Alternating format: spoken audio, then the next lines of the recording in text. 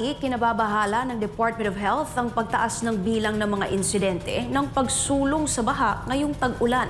Kabilang dito ang mga kabataang ginagawang swimming pool ang maruming tubig baha.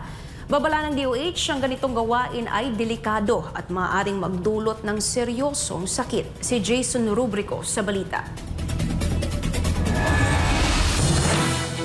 Nagmistulang ilog ang maraming lansangan sa Metro Manila dahil sa halos walang tigil na pag-ulan sa mga nakaraang araw. Habang perwisyo ito sa karamihan, ang ilang residente, lalo na mga kabataan, ay nakikitang nagtatampisaw at lumalangoy sa tubig baha. Isang bagay na ikinabahala ng Department of Health. Ayon kay Health Secretary Ted Herbosa, maraming sakit ang maaaring makuha sa pagtampisaw o paglusong sa baha. Yung mga kabataan lumalangoy sa swimming pool. Swimming pool ng baha na maduming tubig. So hindi dapat nangyayari yon.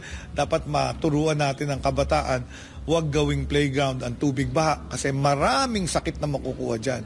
Ganon din yung mga kababayan natin na pumapasok sa trabaho at umuwi. Pag napalusong sa baha, pwede rin sila magkaroon ng mga sakit, leptospirosis. Nagbabala rin si Herbosa ukol sa kalinisan ng tubig na ginagamit sa pang-araw-araw na gawain gaya ng pagluluto at paghuhugas tuwing tag-ulan. At yung mga tubig gripo natin, yung iba nga sabi baha pero walang tubig.